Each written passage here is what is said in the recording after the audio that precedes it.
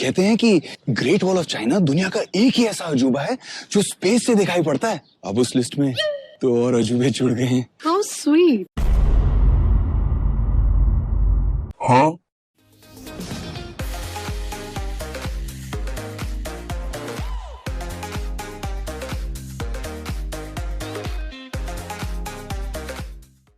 One of the most consistent features on the channel is the Matlab Kuch Bhi series, where we speak about some of the most problematic and regressive sequences from movie scenes across industries. While the series itself does feature popular movies, it's usually the case that I have to scour through some of the most obscure titles that eventually bombed at the box office. It made me curious about movie hits before the pandemic. As the title suggests, I want to focus on films that have at least had time to age, have at least become a distant memory, versus talking about movies that have recently released which haven't had the breathing space for us to analyze whether they have aged badly or not. So specifically with this list, I want to speak about movies before the pandemic that were huge hits, but only upon rewatching them, it baffles our mind that they were even celebrated amongst the masses. You know when a film is memorable and actually becomes an active part of our formative years is when you see them pop up on your feed even today, where people still talk about some of its sequences, reference some of its comedic moments,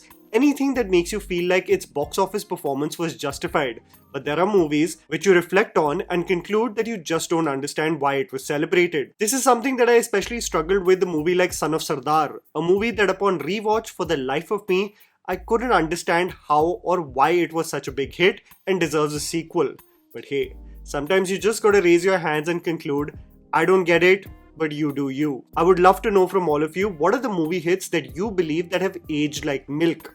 Milk Manje aged terribly. So here is Tried&Refused Productions with 10 Bollywood movie hits that have aged terribly. Kuch Kuch Hota Hai. The biggest hit of 1998, grossing over 100 crores. This is a movie and its hype that I just did not even understand when I watched it on television as a kid. A lot of people equate it to the disruptive nature of the young romance in the 90s that was being replaced by the Khans. Aging superstars were not evolving and the nature of cinema was not only urban and youthful but was considered to be aspirational for Indians in India and abroad. But from a plot point of view, it still baffles my mind on how it was gobbled up by the public and became such a raging hit. I still commend the music of the film that is evergreen, but the plot of Rahul, Anjali and Tina was a cluster of regressive tropes that just seemed illogical and slightly infuriating. The concept of what is considered to be beautiful and conformity, short-haired Anjali is the platonic tomboy, put her in a sari and long hair and now she's beautiful and attractive. 8 letters written by a dying mother assuming that every birthday her daughter will read it, not understanding that for the first 2 years the child is only going to do some goo goo gaga.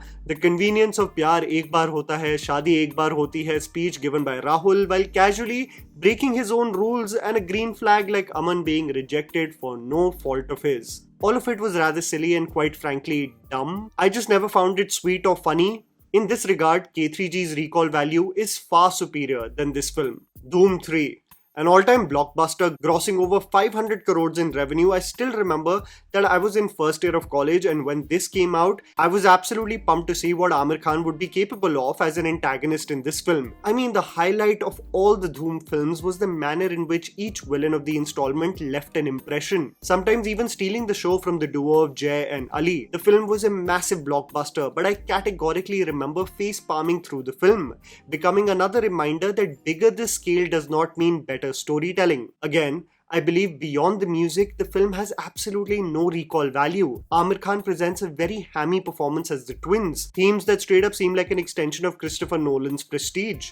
Aamir's bike turning into a jet ski had me laughing out loud in the theatre. The portrayal of a differently abled person seemed childish and hammy, and the climax on the bridge, if you all remember, had to be one of the most anticlimactic things I have seen in a Dhoom franchise. I wonder how they revive this series now. Judwaa II. This is a movie that I genuinely believed would be adapted for the modern age. I thought that David Dhawan returning on the director's chair after 4 years and remaking his old classic would obviously acknowledge that times have changed since the original Judwaa released in 1997. But oh god, was I so wrong.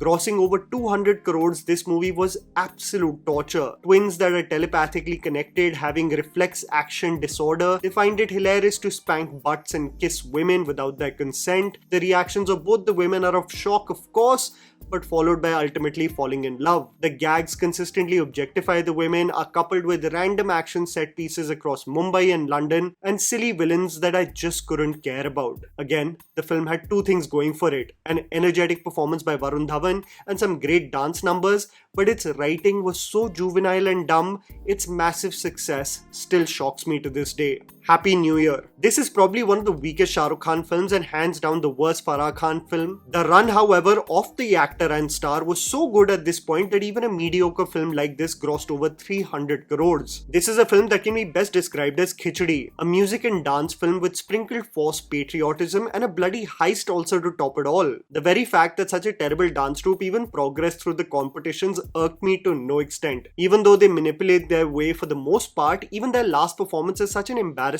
for most skilled dance troupes. Vault कित्थे है, dance competition के stage के नीचे, the jokes were generic, stereotypes became tools to get away from trouble, Abhishek Bachchan is found hamming his way through, mostly producing crickets with his punchlines. I still can't understand its unnecessary integration of patriotism out of nowhere in the climax, and the heist itself is so illogical that it makes Dharma Productions' drive something compelling. The problem was that it wasn't even silly fun. It was just silly. Race 3. Even though this film is considered to be an average grosser, it absolutely blows my mind that it grossed over 300 crores. That was the crazy streak Salman Khan was on, probably charging a hefty price as he was hands down the biggest crowd puller of that time. Race 3, however, is only known as a meme fest today, and how it in every shape and form ruined the legacy of the franchise. What was slick and cool became unintentionally funny. We went from Abbas Mastan to Remo D'Souza directing the film. The poor imitation of their shocking twists and turns became hilarious at one point. Dialogues like "I am sick of this sikku" and "our business is our business, none of your business" became memes even before memes were mainstream. And the entire battle for a pen drive became a hilarious attempt at a commercial masala action entertainer. Nothing will beat the manner in which Salman speed runs shaving his beard for a romantic song in this film. Krrish III. A film that grossed over 290 crores across 3 films of the franchise has to be the weakest film in every aspect. While I hope the storyline gets a huge upgrade in the planned 4th installment, I'm still baffled by how unoriginal the 3rd film that released in 2013 was. An antidote to a man-made virus made by Rohit became of utmost importance. Mutants called Manvars made me cackle even when I watched this in the theatre. Carl and Vivek Oberoi's attempt at being menacing evoked no sense of fear in me. The bootleg X-Men extras around him also seemed like rejects from Professor X's team, who had to take refuge with Carl. Kangana as a poor person's mystique was a blink and a miss, and the ultimate battle just became something that just did not raise the stakes for me, making it a silly superhero film versus something with heart, which I can equate to the first 2 films. Its absolute celebration at the box office still makes me scratch my head in disbelief. Jeet. This is one of the biggest hits from 1996, and its celebration or why it is so loved still is confusing to me. I have covered this Sunny Deol, Karishma Kapoor and Salman Khan starrer on the Matlab Kuch Bhi series, and I genuinely did not find anything particularly redeeming about it. For anyone that does not know, this is the iconic Yara O Yara movie, with Sunny Deol's character constantly following and harassing Karishma Kapoor's character. Sunny Deol has serious anger management problems in this film, claiming ownership of Karishma, losing his mind if she ever dares to think about someone else. Karishma marries Salman out of guilt and compulsion, and what follows is a romantic thriller of corruption and wanting to end possible threats. However, the setup itself of Karishma's affinity towards Sunny Deol is the classic trope of stalking is actually persistence, and eventually after all the harassment, women will come around and accept you, truly making its themes age like milk. Sanju. Upon retrospect beyond Ranbir Kapoor's performance in the 2018 film, I truly consider this to be one of Rajkumar Hirani's weakest films. Grossing over 500 crores, a movie based on Sanjay Dutt's life, and the monumental task of Ranbir Kapoor to pull off such a distinct public personality on the big screen, it was quite a distant leap from the themes that Hirani otherwise shed light on with his films. While I cannot fault the performance of this movie at all, with the supporting cast in the form of Paresh Rawal and Vicky Kaushal especially killing it, Ranbir Kapoor definitely showcased a spectacular performance of a troubled youth, his foray into addiction and debauchery, and circumventing some way or the other to make sense of his life as he slipped from one controversy to the other. The problem, however, that most people experienced was the attempt by the makers to make Sanjay Dutt as a character a victim of circumstance for every instance. through several subplots which included the possession of illegal arms, drug addiction, and even his Casanova ways, the makers either created villains around the character who took advantage of his naivety or passed off his philandering ways as comedy. The attempt to make every slip-up in Dutt's life a conspiracy by evil foes was too gimmicky and people could see through this, wanting to create a hero out of mistakes which were clearly a result of conscious decisions made by an adult. Raja Hindustani. The biggest hit of 1996, it absolutely baffles me that someone so aware of a movie's social themes and its impact like Amir Khan approved of the several sequences of this extremely dated classic from Hindi cinema. The movie features Amir Khan reprimanding Karishma Kapoor for the clothes she wears, having a hissy fit whenever handed over something from the rich family he is married into, slapping his own wife as a means to school her and ensure that she doesn't cross the line. Themes that clearly like to present broad strokes of the rich and privileged being sinners and the poor being sanskari, something that we see with Karishma's transformation in this film of having agency and her own opinion once and now playing the subservient wife who becomes the doormat. Pati ko khush rakhna hi patni ka farz hota hai, she says. अगर तुमने मुझे दोबारा छोड़ने की बात की तो मैं अपनी जान दे दूंगी. The film follows this insane kidnapping angle in the latter half of Raja absolutely losing his mind over his own child and still gets forgiven for the atrocities he has caused in Karishma Kapoor's life. And we conclude with a baffling happily ever after.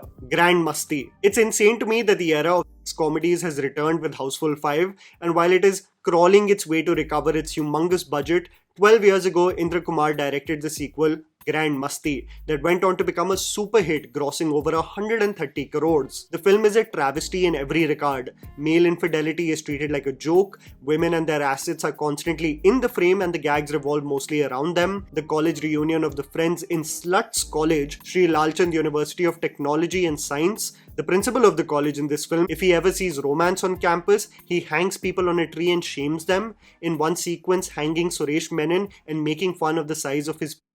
The affairs of the married men is about to happen in this film with 3 women who are named Rose, Mary and Marlo. And just reflecting on how this film was and the number of doodh jokes that were made, I'm actually not shocked about the celebration of a film like Houseful 5. 12 साल पहले भी यही dialogues और jokes थे कि जहाँ actresses were bending down and all the men were ogling at their assets with that same toying soundtrack. और आज भी वही हो रहा है. मेरी पुसी ने तुम्हारा क्या बिगाड़ा था? She always let you play with her pussy. And that was the video, guys.